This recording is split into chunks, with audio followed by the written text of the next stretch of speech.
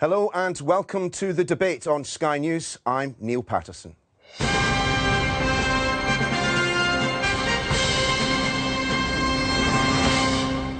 Here's our take on developments brought together from America, the UK and around the world. The global terror threat, the increasing power of ISIS.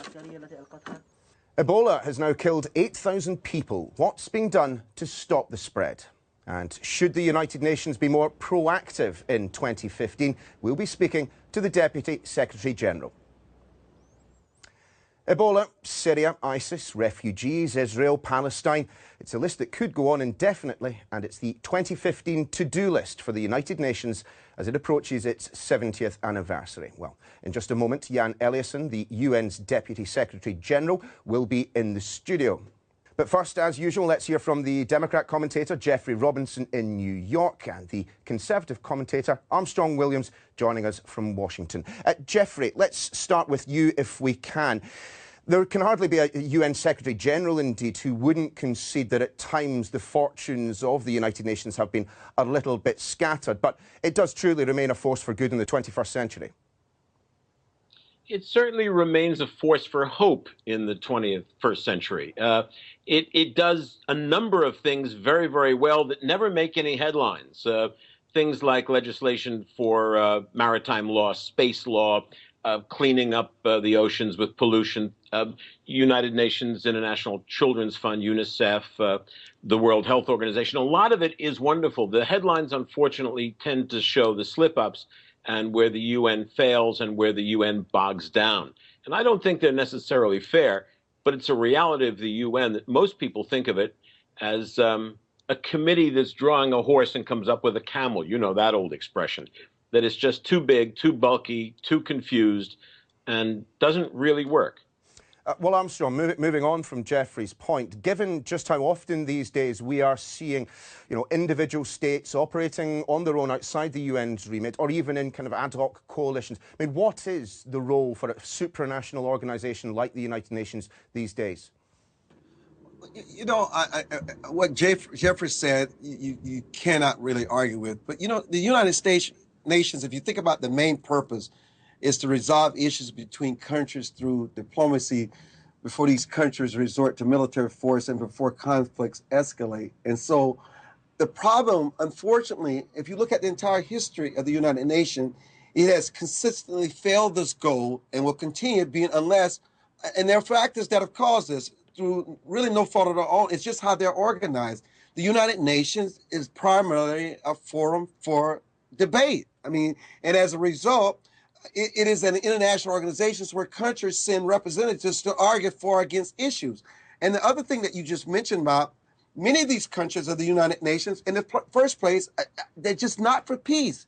These nations have very questionable voting practices, and the only possible solution, and I know Geoffrey's going to think that this is radical, is to sort of deny voting rights for non-peace-loving nations, and this includes any non-free and non-democratic country who would be biased towards dictators and regimes. And so I just think the United Nations, especially when you have 5 nations that can veto any resolution that the majority of the United Nations members agree upon, the structure, the way it's organized and set up, they cannot work and they cannot be a force for good when it comes to these kinds of issues. Something has to change. Well, let's now speak with the Deputy General Secretary of the United Nations, Jan Eliasson, in our New York studios for us today. Good afternoon to you, Mr. Eliasson. Let's start with one of those topics on which the United Nations perhaps might have made more progress, and indeed one of those issues which really is at top of the agenda for individual governments, that of global terror. What is the United Nations' role in combating the rise of organisations such as ISIS? Well, I think we all have an obligation to do everything we can to stop this plague of terrorism. It has to do with dealing with the acute situations like ISIL in Iraq and Boko Haram in cooperation with the government concerned. But also we need to look at the deeper causes of these phenomena. And that's why we should recall that the United Nations is not only responsible for working for peace and security, but also for development and respect of human rights. So I think what we need to look at in today's world is to see the power of working at the same time with issues related to peace, development and human rights. And this requires action from us in the United Nations, but also from member states and other stakeholders in the international system. There are clearly overarching aims, long-term goals for the United Nations, but at times it does feel as if the UN can't act as quickly as it might. Let's take, for example, Syria, where ISIS now has a more than just a foothold. The United Nations mission left there in 2012, and arguably the situation hasn't improved since then. You're right. Of course, we should remind ourselves that the chemical weapons were destroyed and taken away with action through the United Nations. But I regret very deeply that we don't have a strong enough Security Council resolution for our work in Syria. Both Kofi Annan and Lakhdar Brahimi, great negotiators, came to the conclusion that they didn't have enough muscle to do the job. So what we have to do is deal with a very, very serious humanitarian situation, which is just enormously damaging to the countries in the region. I just came back from Lebanon, 1.5 million refugees in a population of 4.5. Every third inhabitant in Lebanon is a refugee. And we are there and try to save lives both inside Syria and in the region. It is at times difficult to see that the United Nations is making much progress in terms of its primary objective, the idea that it is to combat the scourge of war. But this year, for example, we have seen record numbers of peacekeepers out there, 130,000 of them on the ground, tackling problems which other governments wish not to involve themselves with. Yeah, that's the thing. Well, I would like to ask Mr. Eliasson something that it directly concerns this. We see a public face of the United Nations in the Security Council and the General Assembly, and it's televised, and resolutions come up, nations sign them and then ignore them, basically ignore them. And there's time and time again, I mean, I can cite a dozen cases where things have simply been ratified and then completely ignored at home. But I'm interested in the whole idea of back chat. You've got the building on the East River, and every diplomat there has access to every other diplomat there. Mr. Eliasson, how much back chat goes on, private meetings between players who might not necessarily want to be seen in public? How much of that happens, and has any of it ever proved useful? Well, a lot of such contacts takes place. I have been working many years in the UN, and I would say the discussions in the corridors, the informal contacts, United Nations as a meeting place is a function which is not sufficiently known and sufficiently used, but and understood. I think we should also remember that we can conduct quiet diplomacy and try to reach solutions without headlines and under the radar. Understandably, I cannot now describe such situations, but I can tell you that every day we have some type of contact of this nature, under the radar, discrete channels, talking to key actors in conflict areas to try to reduce the level of violence and, above all, to prevent crisis. We have instituted now a system of looking at human rights violations as the first sign of possible mass atrocities. So we now have something we call human rights up front, where we act on the early stages of human rights violations rather than waiting for mass atrocities. That requires also a number of quiet contacts in the situations which are of this nature. So I'm glad you pointed to this. I think we should not forget that.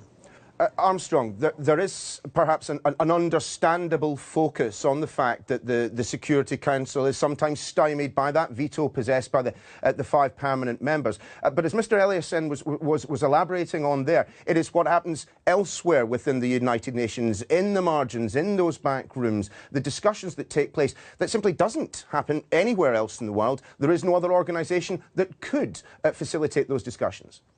Well, listen, in all fairness, these countries have this power because they were the founding members of the United Nations that wrote the rules of the UN after World War II. But unfortunately, this non-democracy fails for several reasons. First, only a true democracy among nations is unbiased and fair. And thus, the complete structure of this organization needs a major overhaul. And this, too, is not likely to happen since the countries with vetoing power are unlikely to unanimously agree, and you can understand, to give up the right for fairness' sake. But I want to mention something to the honorable guest, and that is when you talk to him about this issue of terrorism. You know, I didn't get into this when we talked initially about why the United Nations continues to be a failure in many ways, is because it's useless, and I emphasize the word useless when it comes to terrorism. The United Nations does not even formally recognize any country as a terrorist state, not even recognize them. And furthermore, terrorists are not interested in the politics of debating in a public forum such as the United Nations. I mean, listen, to discuss and work out their issues. And so what happens, the United Nations does not get involved in politics with terrorist groups. And as a result, it is completely blinded to terrorist groups, has no plans to address terrorism, and has no intentions of changing. And so when you ask them that question, the fact is that the United States, as the largest international organization that promotes peace, is completely unable, and no offense, Mr. Deputy, you're unable to address terrorism because it is further proof that you're ineffective because you don't even recognize these bloody terrorists as terrorist states. So how can you even begin to help resolve these issues if you can't even acknowledge that terrorism exists in these states? Well, I think that is a bit exaggerated because we certainly have a counter-terrorism strategy adopted by the General Assembly, and the Security Council has a committee which deals with terrorism, and we have sanctions against terrorist groups, and we are, of course, fully implementing this. And we work with member states. I can't say that we are working. I just came back from Iraq. I came back from Nigeria. I have been talking with my colleagues about the Boko Haram and the ISIL, and we are working on a strategy on how to diminish their role, how to expand the credibility of the government in the case of Iraq, for instance, so that the different Sunni groups stand behind the government rather than supporting ISIL in the north. We are doing work on this all the time. I can't work with the Syria or Iraq situation without dealing with terrorism. Mr. Eliasson, let's move on to a topic on which the UN has latterly made some progress. Ebola, the outbreak in West Africa, which has led to the deaths of some 8,000 people. What is your appraisal of the way in which the United Nations has reacted and subsequently developed its response to Ebola? There is a huge effort going on, and we are mobilizing the whole UN system. We are getting tremendous help from countries ranging from the United States to China to Cuba to the African countries. We are seeing difference on the ground, particularly in Liberia. We have seeing more problems in Sierra Leone and Guinea, but I think we are moving in the right direction. We, of course, have learned one thing already, and that goes for not only health crisis, but also for humanitarian crisis and for development crisis, and that is we have to act as early as possible. The sooner you get into a problem area in all these areas, the better. We are doing our absolutely best, and we promise the people of Liberia, Sierra Leone, and Guinea that we will be on their side, not only at this stage, but also in the recovery stage. We are talking about countries who have very, very poor systems of healthcare, and we need to help them be better prepared for such pandemics in the future. Some people might be surprised by the fact that this was the first ever UN emergency health mission. I mean, is there now an argument that there should be a health equivalent of the peacekeeping mission which has proved successful in other parts of the world? I see Jeffrey nodding his head there, but Deputy Secretary General, we'll ask for your response first. Well, I think you are absolutely right.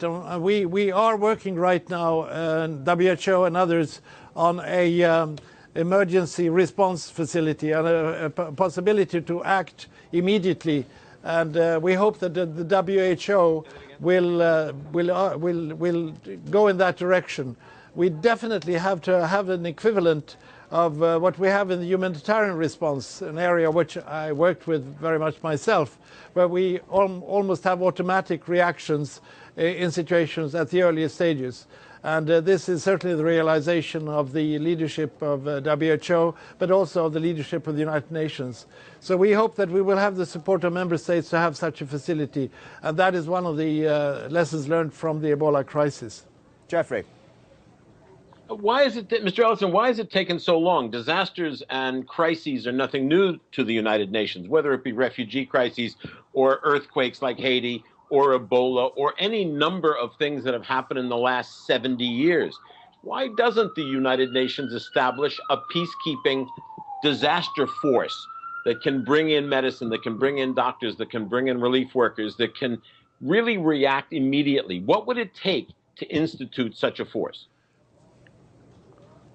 I think we are on the way of creating a facility of a similar nature, but you should not forget that we should also have a better facility, better possibilities for the countries themselves to act early on. To always think that it is someone come flying in from the outside to solve the problems is sometimes necessary when you have situations where things are getting out of the control. But I think what we need to know is that we have that preparedness together with the countries that are less privileged.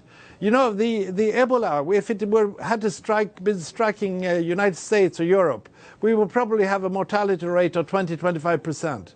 But in these three countries, you have had 60 to 75% mortality, mainly reflecting the fact that we have such poor health systems. So we have to do a combination of having massive reactions when needed in critical situations, but also understand that we have to build up national capacity.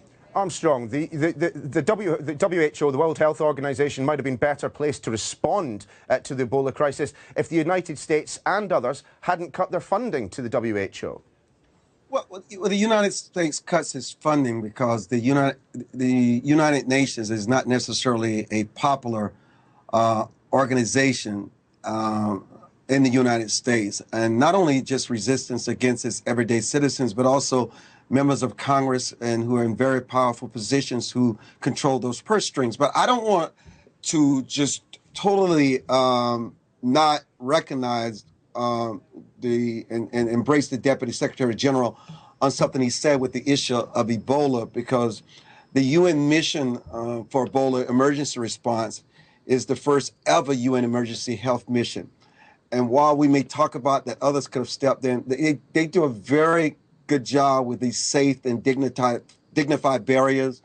They do a very good job with the social mobilization, managing these cases, finding contacts and tracing people. And sometimes, you know, that human touch is important. While you may not have saved as many people as you wanted to save, the UN does a very good job with the human touch, with the compassion, and making people feel that and believe that they care, and showing them how they can empower themselves and help them better organize, because they go into some situations that we don't even have the capability or the capacity to realize that people can live in these kind of conditions. So I think kudos really go to the United Nations when it comes to their health response and what they were able to put in place. It can always be better, but I think it's also important to recognize when they also do a good job, a job that could not be done if they were not there, and many people would suffer even more if their presence was not felt in that region. Well, I'm glad that you pointed to what we do out there in the field. I am basically a field person. I was responsible for humanitarian affairs in the world earlier, and now I go out to all these crisis areas and I see my colleagues. I see them working under tremendously difficult circumstances. We have lost hundreds and hundreds of peacekeepers, of humanitarian workers, of health personnel in our missions. The world is getting more and more dangerous. United Nations isn't always seen as a neutral force. We are sometimes taking a stand against terrorists, apropos what we just discussed. And I just want always to recall, particularly to the American public, which reflecting this skepticism that we just talked about, haven't seen what we do out there in the field. We have in today's world over 50 million people, refugees or displaced people, and we are taking care of practically all of them, not as well as we should, because we have problems with funding. And we are out there to vaccinate children. We are there to give education, and we do so much out there in the field. I wish that the skeptics of the UN would see the work out in the field and to see the sacrifices that we are making to do that. And we always try to put in front of us every day the three first words of the Charter: we the peoples. It is to the peoples we want to deliver peace, development and human rights. And I'm grateful that you brought up this field perspective.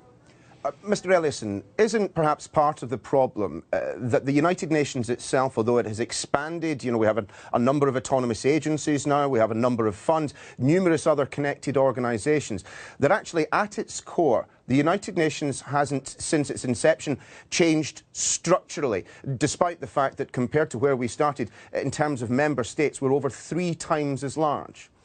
Well, the UN Charter is still a beautiful document, and the organization is basically a fully democratic organization, one nation, one vote. Except, of course, in the Security Council, where you have 5 nations who have the veto right. And that was the insurance at the time of the creation of the United Nations, that the major powers would take the United Nations seriously. It was a bit of a sacrifice to maintain that function, and I would hope that those who have those veto powers would use it with responsibility, in other words, as seldom as possible, because they have an obligation to stand up for international peace and security. I think we need to reform, and I think the most important direction we have to go, apropos the earlier discussion, that is to act early. We have to act early at the first vibration of a conflict. We have to act early when we see a disease appearing, when we see in the human rights area, children can't go to school because of their ethnic background or religious grouping. Then we have to get in there. And I think if we move this spectrum, this attention to the early part of the conflicts, early part of negative developments, then we have made a quality step forward. And then we must understand the United Nations will be as strong as the member states want it to be. And I think that we should understand the United Nations cannot do it alone.